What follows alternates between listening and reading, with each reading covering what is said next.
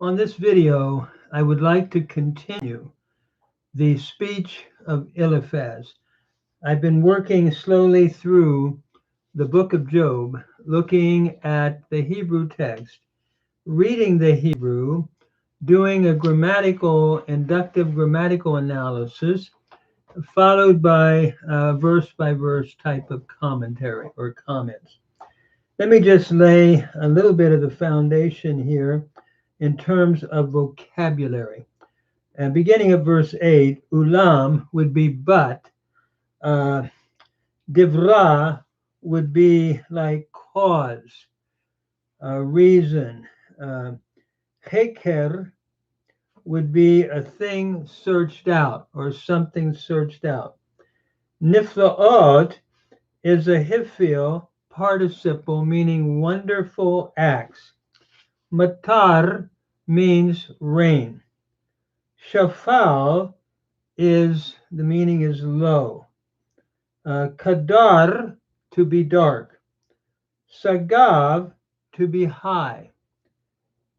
Yesha would be safety or salvation. Hefer is a hifil from parar, meaning to frustrate or make something ineffective. Tushiyah means efficient wisdom or sound wisdom. Odum Odem means craftiness. And then patal means something like to be twisted. And then pagash means to keep encountering something. And mashash means to feel after or to grope. And zahorim would mean moon, dal, poor, and tikva means hope. Avla would be injustice. Kafats, to shut or to draw together. And Asher means happiness or blessedness. And Anosh looks at the individual, looks at man or mankind. Ka'ab means to mar or to pain. I'd like to now start reading the text, beginning at verse 8, where Eliphaz has told Job that it's only the foolish and the unwise that receive God's judgment, implying that Job needs to wise up, so to speak. So he gives the benefits of accepting what God is doing and learning from it. We pick it up then in verse 8, and just to lay the foundation a bit, notice, since God brings affliction upon the wicked, then Eliphaz advises Job to humble himself before God and turn to him. And so he's now going to describe that. And actually, when we look at verses 8 to 27, since God afflicts the wicked, Eliphaz counsels Job to seek God and commit his cause to him. Job will eventually then be taught by the Lord to commit his way to him, but not on the terms of Eliphaz. Suffering comes to one from God because of sin, is what Eliphaz is arguing, and that is not why Job is suffering. So as we continue then to read the Hebrew and look at the text, notice verse 8, it reads, Ulam ani edrosh el ve'el Elohim asim divrati. But as for me, I, very emphatic here, ani, I would seek unto God. Edrosh is from darash. It's a cow imperfect, first person singular from darash. So I would seek unto God, but Elohim asim divrati. And unto God I would place my cause. Notice asim here is from the middle weak verb sim.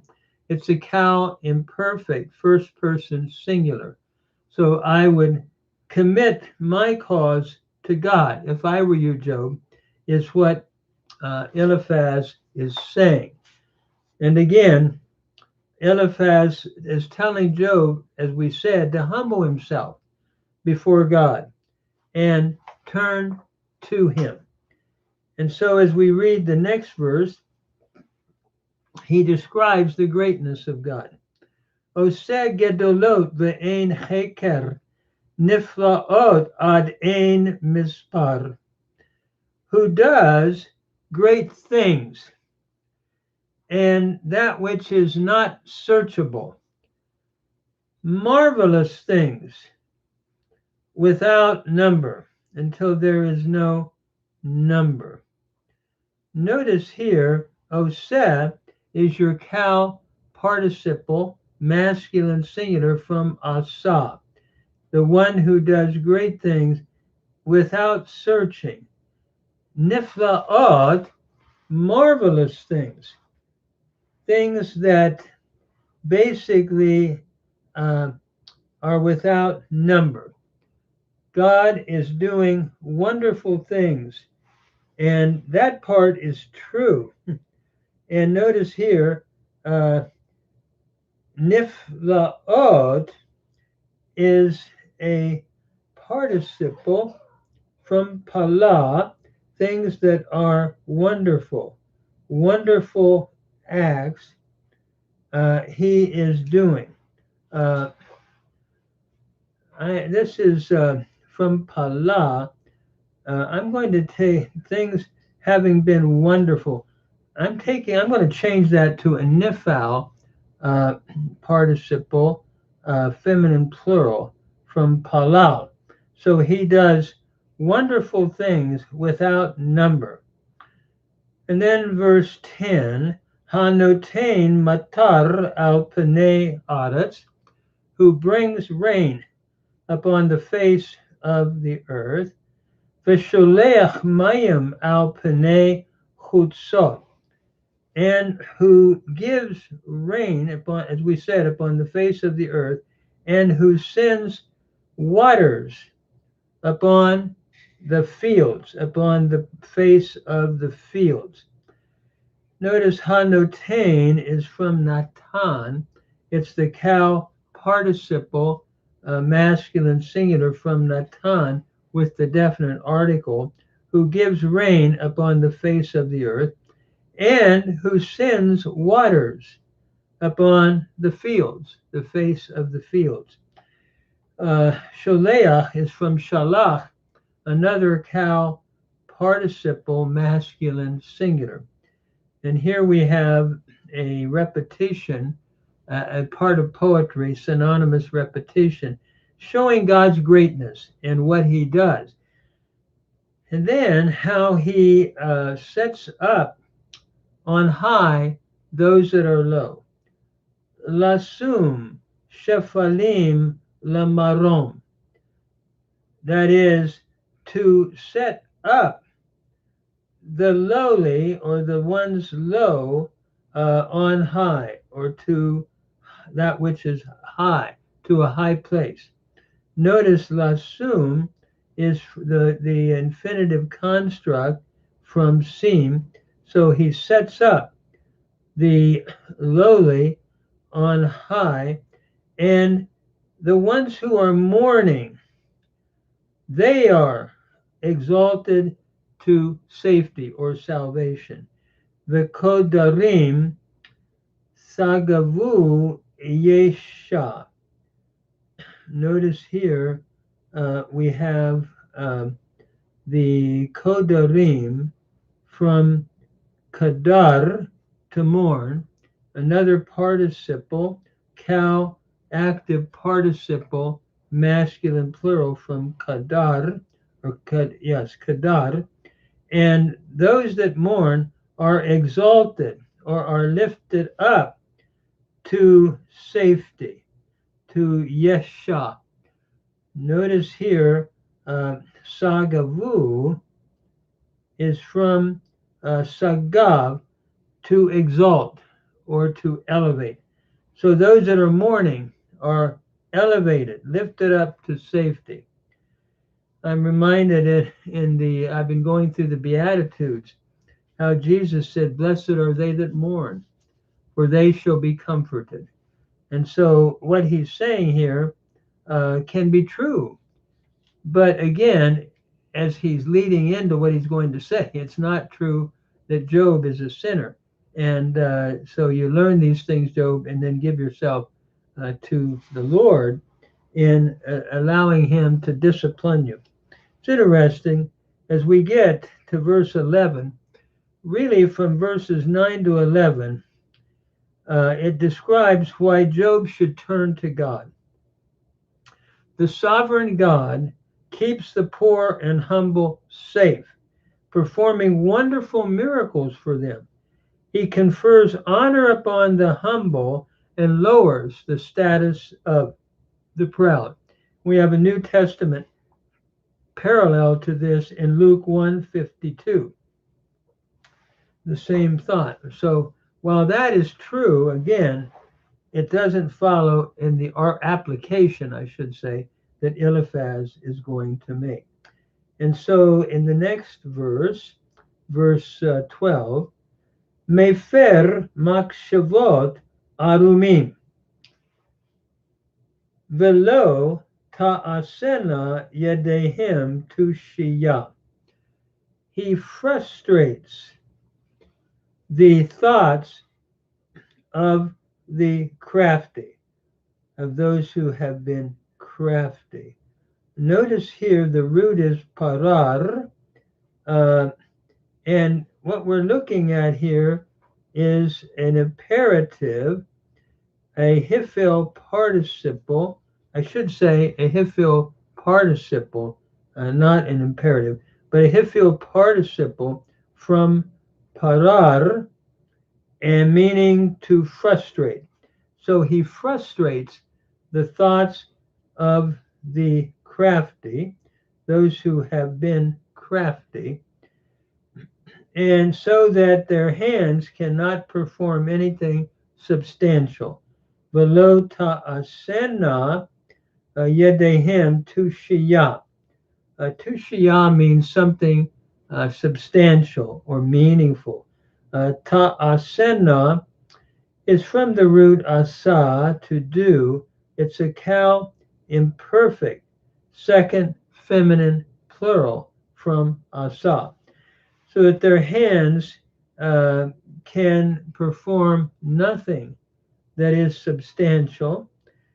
And so as we look at verse 12, the plans of the crafty are looking at the plans of the wicked to achieve success and permanence in society. Eliphaz is saying they are ultimately going to be frustrated by God. And then as we continue in verse 13, Loked or Lohed Hachamim be'urma va'atzat niftalim nimhara. That is, he captures or he takes the wise in their craftiness.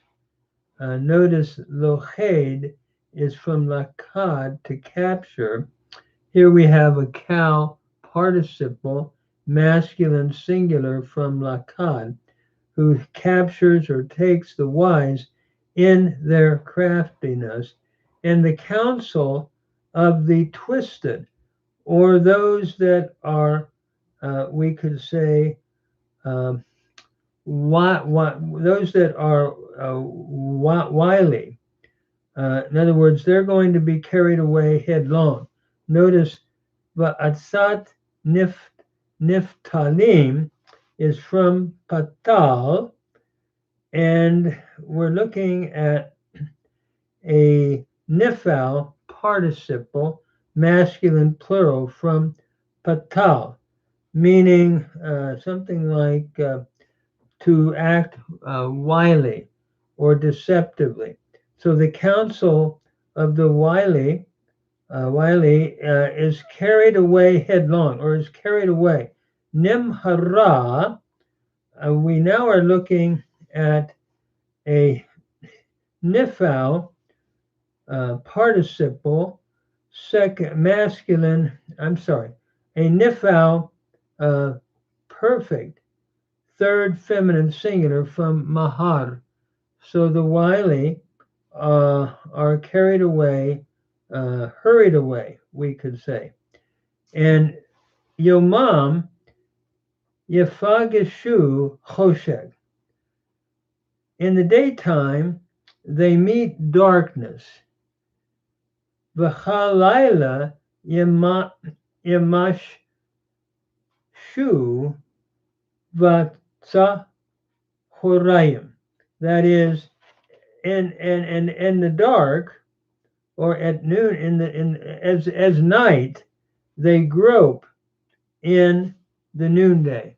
So they grope in the noonday as though it were night. Notice Yomam Yifagashu is from Pagash, meaning to meet. So by day, and here we have an adverbial ending in by day, they meet darkness. And here we have a PL imperfect, third masculine plural from Pagash. So by day they meet darkness and grope at noonday as in the night, as literally as the night they grope in midday or noonday. Yamash Shu is from Mashash, meaning to grope. Another PL imperfect, third masculine plural from Mashash. So and then the last, we move on to the next verse, verse 15. Just a word about what we're looking at here. In verse 13, notice it reads, the plans of wicked men are stopped and are made to fall victim of their own traps. Haman, who was hanged in the gallows that he had prepared for Mordecai, is a good example of what Eliphaz is speaking of a person being caught in his own trap. Refer to Esther 5:4 and 7:10. And as a result, they are groping in the darkness. They grope like blind people. By God's power, reasons Eliphaz, utter confusion overtakes the wicked, and they are as blind men groping in the daytime. And if we look at Deuteronomy 28:29, Isaiah 59:10, and John 9:39, we see a similar language and a similar statement being made. And then in verse 16, as we continue, verse 15, Vayisha mecherev mipihim. He saves from the sword of their mouth. He saves from the sword of their mouth, miyad chazak evyon, even the needy from the hand of the mighty. Notice Vayisha, meaning to save, from the root yasha. So he saves from the sword of their mouth.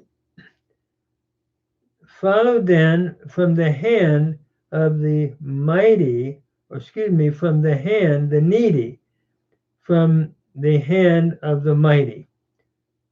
So God is saving those, he is saying, that are struggling. God will help them by saving them from the wicked. God will cause the wicked to be no longer dangerous to the righteous, seems to be his argument. Their power and strength will be broken at the end.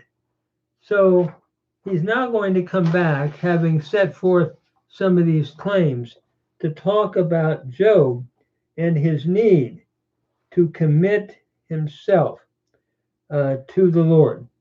And so I think I am going to stop here. Actually, let me just go to verse 16. V'tehi ladal tikva v'olata kefatsa pi or kafatsa pi. That is, so the poor has hope. There is hope for the poor. And iniquity stops her mouth as a result of what God is going to do. V'tehi, so the poor, there is for the poor hope. Haya is the root. It is a cow imperfect. Third feminine singular from Haya. There is hope for the poor, and iniquity stops her mouth. Kafatsa is the cow perfect. Third feminine singular from kafat. So iniquity stops her mouth. And what we're going to move into following this is how Eliphaz will describe the happiness of the person who is chastened by God.